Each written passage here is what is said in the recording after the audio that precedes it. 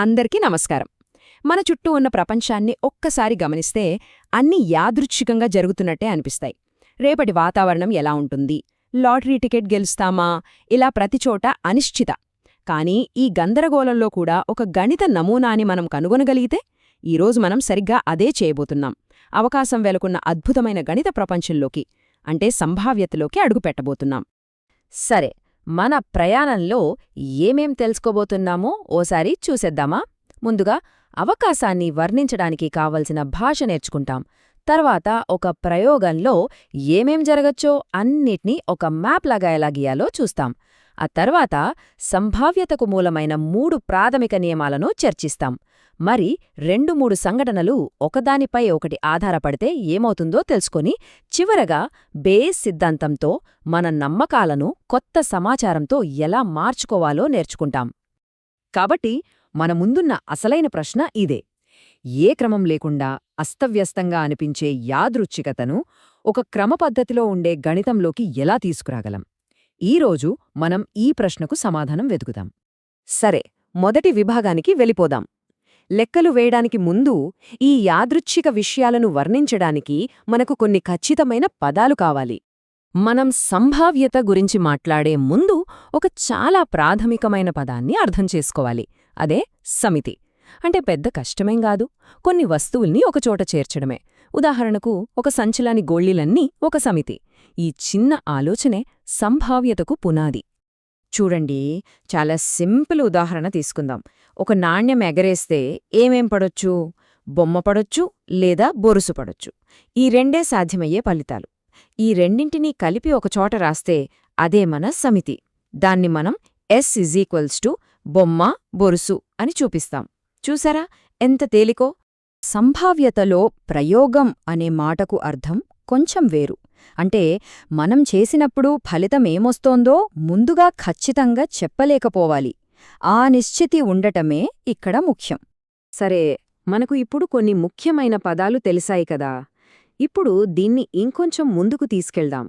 ఒక ప్రయోగంలో జరగడానికి అవకాశమున్న ప్రతిదాన్ని ఎలా మ్యాప్ చెయ్యాలో చూద్దాం. శాంపిల్ స్పేస్ అంటే మరేం కాదు, ఒక ప్రయోగంలో ఏమేమి జరగొచ్చో ఆ అన్ని అవకాశాల జాబితానే.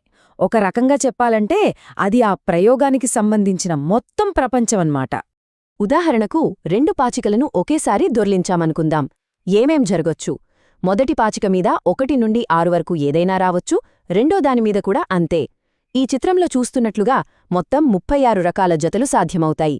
అంటే 1,1, 1,2 దగ్గర నుండి 6,6 వరకు.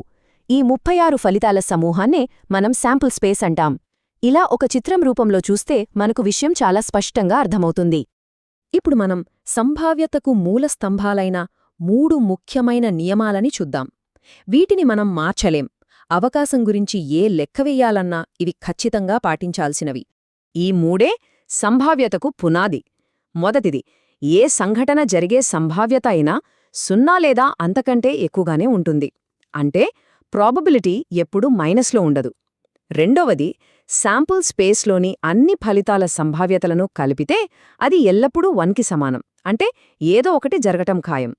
ఇక మూడోది, ఒకేసారి జరగలేని 2 సంఘటనలు ఉంటే రెండింటిలో ఏదో ఒకటి జరిగే సంభావ్యత వాటి విడివిడి సంభావ్యతల మొత్తానికి సమానం. ఈ 3 నియమాల మీదే సంభావ్యత అనే పెద్ద భవనం కట్టబడింది. ఇప్పటిదాకా మనం సంఘటనలను విడివిడిగా చూశాం. మరి 2 సంఘటనలు ఒకదానితో ఒకటి సంబంధం కలిగి ఉంటే, మనం ఒకేసారి 1 కంటే ఎక్కువ సంఘటనల గురించి ఆలోచిస్తే అప్పుడు పరిస్థితేంటి? జాయింట్ సంభావ్యత అంటే 2 సంఘటనలు ఒకేసారి ఒకే టైంలో జరిగే అవకాశం ఎంత అని చెప్పడం. ఉదాహరణకు, పేక కట్ట నుండి తీసిన కార్డ్ రాజు మరియు హాట్ 2 అయ్యే అవకాశం ఎంత? దాన్ని లెక్కించడానికి ఇది ఉపయోగపడుతుంది. ఇక్కడి నుండి అసలు మజా మొదలవుతుంది. మనకు కొంచెం అదనపు సమాచారం తెలిస్తే మన అంచనాలు మారిపోతాయి, అవునా? అంటే ఒక సంఘటన జరిగిందని మనకు తెలిసినప్పుడు మరో సంఘటన జరిగే అవకాశం కూడా మారుతుంది. దీన్నే మనం షరతులతో కూడిన సంభావ్యత లేదా కండిషనల్ ప్రాబబిలిటీ అంటాం. ఈ ఐడియా నిజ జీవితంలో ఎక్కడ ఉపయోగపడుతుందో చెప్పడానికి ఇదో మంచి ఉదాహరణ. మనం రేడియో లేదా ఫోన్ సిగ్నల్స్ పంపినప్పుడు మధ్యలో వచ్చే శబ్దం నాయిస్ వల్ల సిగ్నల్ మారిపోవచ్చు. పంపిన సిగ్నల్పై ఆ నాయిస్ ప్రభావం ఎలా ఉంటుందో అర్థం చేసుకోవడానికి, అలాగే అవతలి వైపు చేరిన సిగ్నల్ సరైనదేనా అని తెలుసుకోవడానికి ఈ కండిషనల్ ప్రాబబిలిటీ భలేగా ఉపయోగపడుతుంది. ఇప్పుడు మనం సంభావ్యతలోనే చాలా శక్తిమంతమైన సాధనం దగ్గరికి వచ్చాం. అదే బేయస్ సిద్ధాంతం. ఇది మనకు కొత్త విషయాలు తెలిసినప్పుడు మన పాత నమ్మకాలను ఎలా మార్చుకోవాలో, ఎలా నవీకరించుకోవాలో గణితపరంగా నేర్పిస్తుంది.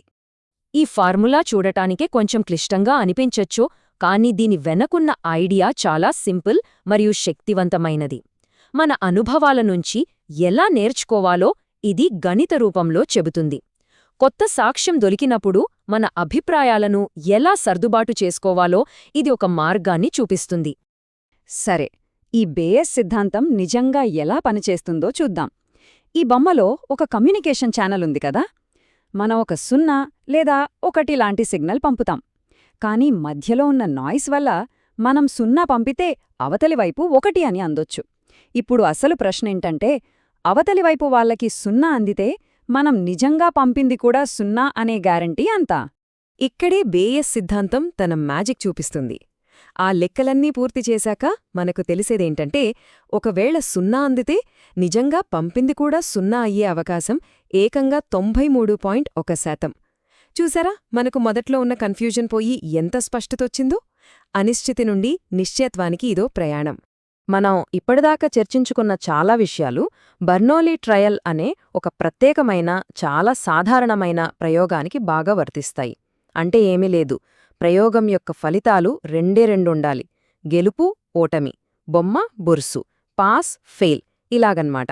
ఇది చాలా సింపుల్గా అనిపించినా ఈ ఆలోచన సంభావ్యతలో ఎంతో శక్తివంతమైనది. చివరిగా ఒక్కసారి ఆలోచించండి. కేవలం ఒక నాణెం ఎగరేయడంలాంటి చిన్న విషయాన్ని మనం ఇంత ఖచ్చితంగా గణితంలో బంధించగలిగితే, ఈ సాధనాలతో మనం ఇంకెన్ని పెద్ద పెద్ద సంక్లిష్టమైన విషయాలను అర్థం చేసుకోగలం, అంచనా వేయగలం. వాతావరణం నుండి స్టాక్ మార్కెట్ వరకు దీని అనువర్తనాలు అపారం.